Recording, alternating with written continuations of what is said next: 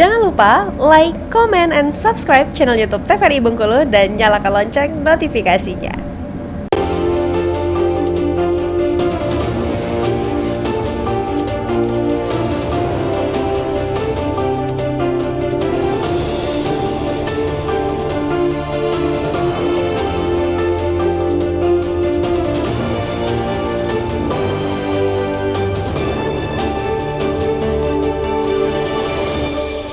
Ya pemirsa, Anda kembali menyaksikan Berendo TVRI Bengkulu edisi hari ini dengan tema masa kampanye paslon, dan kita masih bersama dengan Ryan Rapirasan dari KPU Kota Bengkulu dan juga Ibu Leka Yunitasari dari Bawaslu Kota Bengkulu. Sebuah pernyataan tadi di segmen sebelumnya dari Pak Rayendra yang mengatakan bahwa di luar daripada kegiatan yang terdaftar di 20 akun yang didaftarkan ke KPU itu tidak dianggap sebagai kegiatan kampanye oleh paslon. Jadi ini mengingatkan saya dengan teori hukum murninya Hans Kelsen bahwa hukum itu harus dijauhkan dari anasir-anasir non yuridis ya Pak ya. Jadi di luar dari ketentuan yang sudah diberlakukan itu tidak dianggap sebagai kegiatan kampanye gitu ya Pak. Ya, jelas sekali. Ini sebuah diskursus juga ingin saya tanyakan juga ke Pak Rayendra gitu. Bahwa situasi hari ini kan kita melihat ada masa dibukanya masa kampanye dan juga ditutupnya masa kampanye. Nah ini saya ingin menanyakan ini sebenarnya untuk apa dibuka Pak masa kampanye ini? Kenapa nggak ditutup saja? Karena kan sebelum dibuka sudah kegiatannya berkampanye ini sudah dilakukan sebenarnya. Walaupun sekali lagi batasan-batasan bahwa tidak menggunakan alat peraga kampanye ini kan sudah dilakukan juga oleh para paslon. Oke, jadi kan kalau istilah kampanye itu kan kampanye dimulai dan berakhir, kan seperti itu. Nah kalau dimulai ini kan tanggal 25 September kemarin, kemudian nanti akan berakhir tanggal 23 November, kan seperti itu. Jadi pasangan calon silakan memanfaatkan kampanye itu di jeda ya space yang diberikan. Nah kalau setelah itu ada masa tenang, kemudian kita akan masuk ke hari pemungutan dan penghitungan suara. Nah disitulah tempat yang bisa dimanfaatkan oleh pasangan calon. Silakan dimaksimalkan waktunya. Kita beri ruang yang luas sesuai dengan metode yang diakomodir oleh PKPU. Jadi seperti itu. Oke, nah, saya ingin ke Ibu Leka nih. Ini apa konsekuensinya bagi paslon ketika melaksanakan kampanye ini sebelum dimulainya masa kampanye? Dalam hal ini tanggal 25 yang sudah ditetapkan oleh KPU.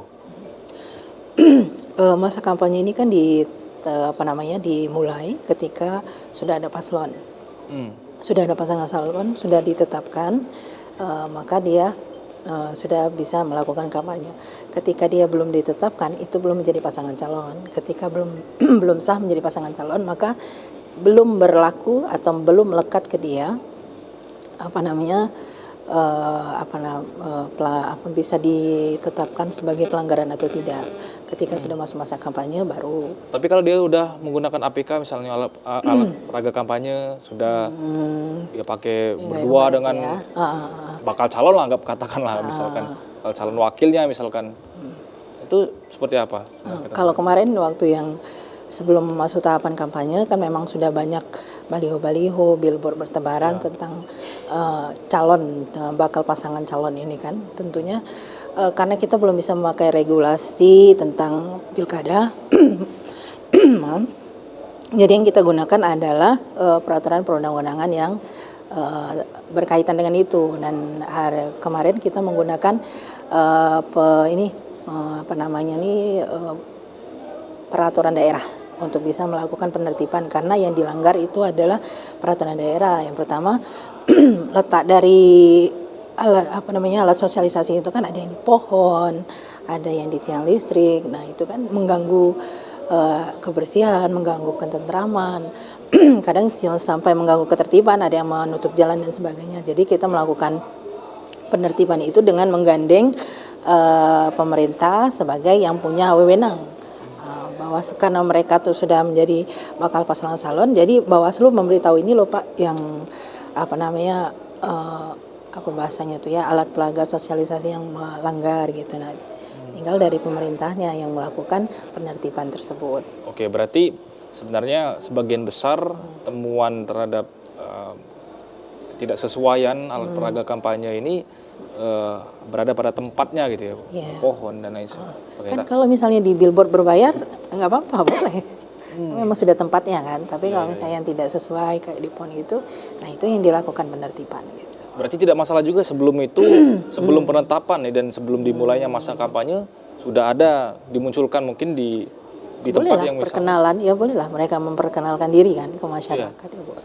Oke, nah artinya itu nggak perlu juga tuh berarti Pak untuk dimulai masa kampanye itu, karena sebelum dimulainya masa juga itu sebenarnya secara tidak langsung sudah melakukan kegiatan untuk mengenalkan diri kalau kita lihat. Mungkin Pak Ryan sudah mengenalkan dirinya kepada masyarakat dan itu secara tidak langsung masyarakat menilai bahwa itu adalah kegiatan kampanye. Kampanye ya seperti yang disampaikan oleh Bawaslu itu kan yang pasti sudah ada calon, sudah ditetapkan calon. Kalau dia belum ada calon, apa itu disebut dengan kampanye? Kan bukan. Ya orang belum ada calonnya. Calon itu kan dilakukan oleh kampanye itu kan dilakukan oleh calon. Ya kan? Jadi mungkin ya Bawaslu yang bisa menilai apa perbuatan apa yang dilakukan oleh orang tertentu pada saat sebelum ditetapkannya pasangan calon. Tapi bagi KPU yang disebut dengan kampanye sudah ada pasangan calon yang resmi ditetapkan oleh KPU dan sudah masuk masa kampanye. Itu yang namanya kampanye, menyampaikan visi misi, meyakinkan masyarakat, kan seperti itu. Di luar itu definisinya seperti apa kan? Tidak bisa disebut dengan kampanye yang sesuai dengan regulasi atau peraturan perundang-undangan, karena sekali lagi calon belum ditetapkan. Oke, ya, mungkin Bawaslu tadi melihat itu sosialisasi, mungkin ada bahasa alat peraga sosialisasi kan seperti itu. Nah, mungkin itu pandangan Bawaslu. Oke, itu yang mempertegas batasan-batasannya gitu ya, Pak Ryan dan juga Ibu Leka, bahwa masa kampanye jelas ketika sudah ditetapkan, sudah ada paslonnya yang ditetapkan oleh penyelenggara pemilu. Kemudian juga sebelum itu belum ada paslon, artinya juga belum ada kegiatan kampanye. Semakin menarik, kita akan lanjutkan pembahasan kita di segmen terakhir. Pemirsa, jangan kemana-mana, tetap di Brando TVRI Bengkulu.